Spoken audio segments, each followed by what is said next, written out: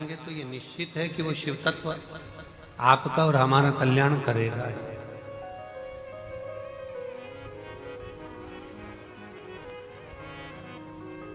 ये केवल रुद्राक्ष उत्सव नहीं है कि केवल रुद्राक्ष महोत्सव हो, केवल रुद्राक्ष उत्सव नहीं है।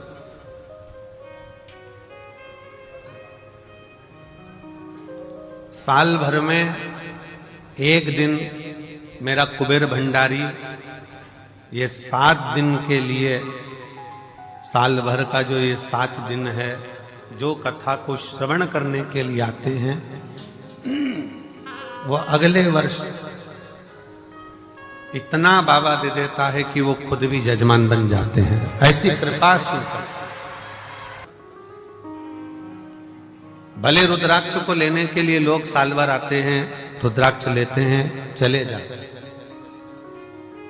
वो अपनी जगह पर विवाह होने के बाद बहू घर में आ जाए और बहू आने के बाद तुम बहू से मिलने जाओ, वो अलग बात है।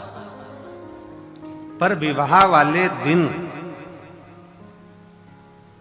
तुम्हारी बहन के घर में शादी है और तुम बहन से कह दो कि नहीं मैं अभी नहीं आऊंगी, मैं तो आऊंगी 1-2 महीने बाद, 4 महीने बाद, 6 महीने बाद, जब रुद्राक्ष बटेगा ना तब मैं आऊंगी, अभी ना आऊंगी। तो क्या शादी का फंक्शन है, आज तो आना पड़ेगा, अभी शादी के फंक्शन में नहीं आएगी तो कब आएगी? तो क्या शादी तुम कर लो, एक काम करो, तुम आराम से करो, मैं बाद में आऊंगा। बोलो अच्छा लगेगा?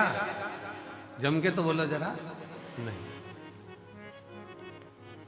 अच्छा चलो, शादी के बाद तुम चली भी गई बहू से मिलने के लिए और तुम्हारी बहन की बहू को तुमने लिफाफा दे भी दिया, मुंह दिखाई की पांव की पायल, बिछूड़ी, कुछ भी, बक्कल, लाली, कुछ भी तुमने दे भी दी, पर ईमानदारी से बोलना, तुम तो मुंह दिखाई में दे दोगे, पर तुम्हारी बहन तुम्हारी विदाई में कुछ देगी क्या? नहीं। ओ भाई अब तुम आई, क्या मतलब इतने लेट आने से? अब हम क्या विदाई दें? अब तो जो विदाई थी सब चली। तो जो इस रुद्राक्ष महोत्सव के 7 दिन बाबा के इस धाम में आता है, कंकर शंकर पूजन करता है, प्रदोष काल की और सुबह की आरती का बाबा का दर्शन करता है, बाबा झोली पसार कर जो जाता है, अगले वर्ष वो खुद जजमान बन जाता है। इतनी कृपा शुरू कर, इतनी कृपा कर।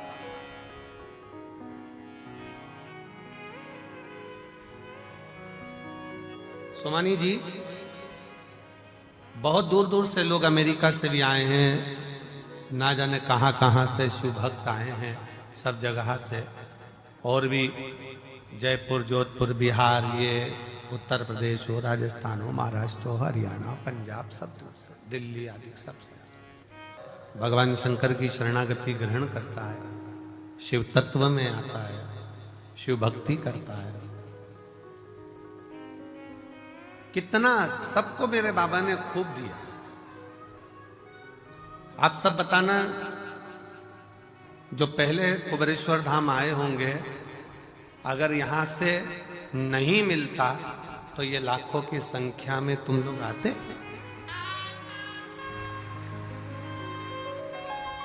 शिव ने दिया है, भगवान शंकर ने खूब तुम लोगों को दिया, इसलिए तुम गाड़ी भरा भरा कर रुद्राक्ष महोत्सव में आते हो। अपने पिता के, अपने बाबुल के घर, और दिल से प्रार्थना भी करते हो, रोज प्रार्थना करते हो। और शिव से कहो, तेरा ही दिया खाया पिया है, तेरा शुक्रिया है, तेरा शुक्रिया है, मुझे भोले बाबा बहुत दे दिया है, तेरा शुक्रिया है, तेरा शुक्रिया है। ये जयदान दी है, औलाद दी है, ये जय जायदाद दी है, औलाद दी है, मुसीबत में हर वक्त इमदाद दी है, मुसीबत में हर वक्त इमदाद दी है। तेरा ही दिया मैंने खाया पिया है, तेरा शुक्रिया है, तेरा शुक्रिया है। मुझे भोले बाबा ने बहुत दे दिया है, तेरा शुक्रिया है, तेरा शुक्रिया ये उसकी कृपा से मिला।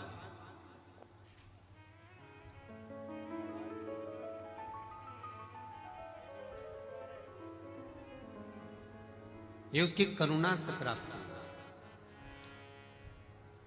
रुद्राक्ष महोत्सव के इस आयोजन में आप आए जरूर हो, पर आपको बुलाने वाला कोई व्यक्ति नहीं, कोई मनुष्य नहीं, आपको बुलाने वाला स्वयं देवाधिदेव महादेव है, जो यहाँ पर बुला है। बोल बम का नारा है, जम के जरा बोल बम का नारा है, सारी समस्या का हल उसने आपको बुलाया। हाँ, ये जरूर है थोड़ा, पर अब की बार एक और चीज है कि जितना हर वर्ष जगह में आयोजन होता था, अब की बार जगह को बढ़ाया गया और खूब बढ़ाया गया, जिससे किसी भी शिव भक्तों को कोई तकलीफ नहीं। और मैं प्रशासन को भी धन्यवाद देता हूं, जिन्होंने भक्तों के आने के लिए कोई 1 किलोमीटर या 2 किलोमीटर किसी को चलना नहीं पड़ रहा, मात्र रोड पर उतरते हैं और 200 मीटर की दूरी पर चलकर आप कुबेरेश्वर बाबा के धाम पहुंच जाए। ऑटो से भी उतरे तो भी 200 किलोमीटर 250 किलोमीटर आप 250 मीटर आप चल रहे हैं, 200 मीटर की दूरी पर, बस 150-200 मीटर की दूरी पर गाड़ियां खड़ी होती हैं। आप कुबेरेश्वर धाम पर पहुंचकर बाबा का कथा का और दर्शन का लाभ लें। दिल से 7 दिन अपने पिता के घर में रहकर दिल से भक्ति करो, श्री शिवाय नमस्तुभ्यम का जाप करो, कंकर शंकर की पूजन करो। और फिर निवेदन है, इस भूमि का प्रमाण है कि जो जाता है वो 3 महीने में आता है, और भोले बाबा बुलाता जरूर है, बुलाता।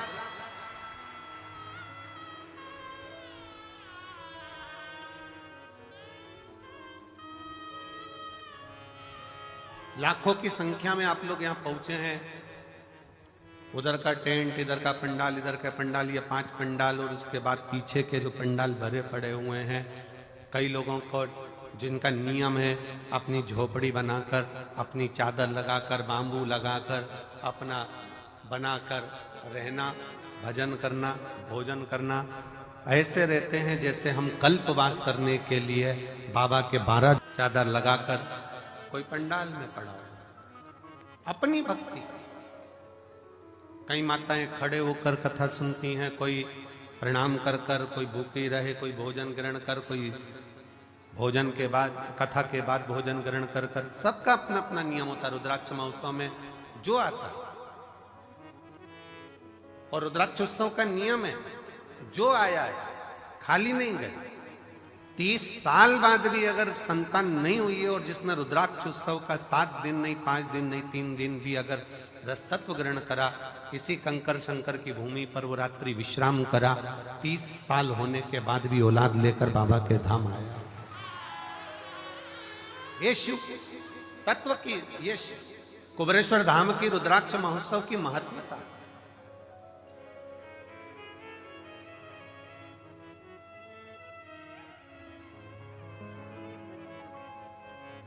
ये 24,000 श्लोक का ये शिव महापुराण की कथा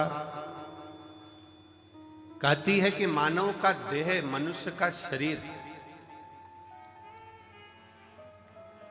कोई ये ना सोचे कि केवल सुखी सुख भोगने के लिए मिला है। गुलाब का फूल और मानव का शरीर दोनों कष्टों के घेरे में रहता है। गुलाब का फूल भी कष्टों के डेरे में है और कांटों के ढेरे में है, और मनुष्य का देह भी, मानव का शरीर भी कांटों के ढेरे में है। दोनों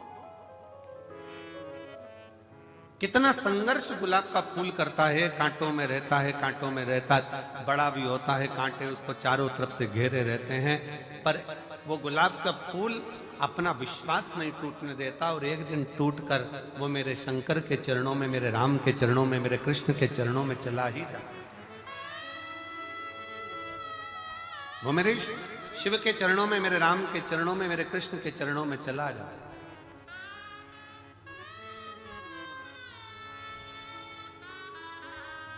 बस मानव भी इसी तरह से, मनुष्य का देह भी इसी तरह से बहुत संघर्ष का जीवन होता है। ऐसा नहीं मानव शरीर सरल है, बहुत संघर्ष का जीवन है। आए दिन तकलीफें सामने खड़ी होती है, कष्ट सामने खड़ा होता है, दुख सामने खड़ा होता है। परिश्रम करता हुआ मनुष्य आगे बढ़ता चले जाता है अपना कर्म करते करते, और परिश्रम करता करता मनुष्य कर्म करता करता आगे बढ़ता चले जाता है। और जब बढ़ता है तो एक दिन ऐसा आता है भगवान शिव की कृपा से कि वो अपनी मंजिल तक पहुंच ही जाता है। वो पहुंचता है अपना कर्म। और एक बात अपने स्मरण में रखिए, आपका भाग्य कर्म को नहीं बदल सकता। शिव महापुराण की कथा कहती है आपका भाग्य कर्म को नहीं बदल सकता, पर शिव तत्व कहता है कि आपका किया गया कर्म आपके भाग्य की लेखनी को जरूर बदल सकता। बस कर्म ठीक करो, मत बुरे कर्म कर बंदे, वरना पछताएगा। भगवान की आंखों से तू बच नहीं पाएगा, तू बच नहीं पाएगा। अरे ओ अज्ञानी मत करना जानी, अरे ओ अज्ञानी मत करना जानी।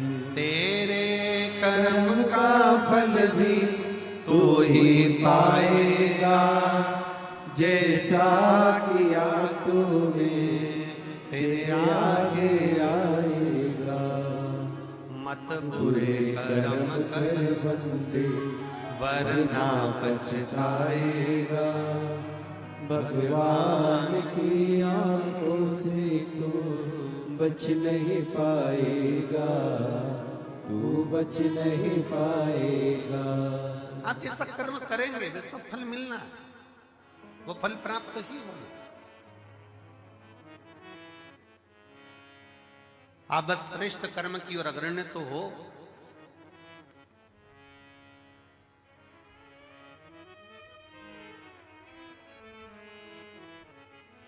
शिव महापुराण की कथा कहती है सत्य टिकता है और असत्य मिटता है। सत्य टिक जाता है, बहुत लंबा टिकेगा। आप सत्य के पथ पर चलिए, अपनी मेहनत करते हुए, अपने कर्म को करते हुए, अपनी लगनता को बढ़ाते हुए, अपनी मेहनत को बढ़ाते हुए, अपने कर्म को आगे बढ़ाते बढ़ाते बढ़ाते बढ़ाते जब अग्रण्यता में बढ़ोगे तो निश्चित है कि आपका भाग्य बदलेगा।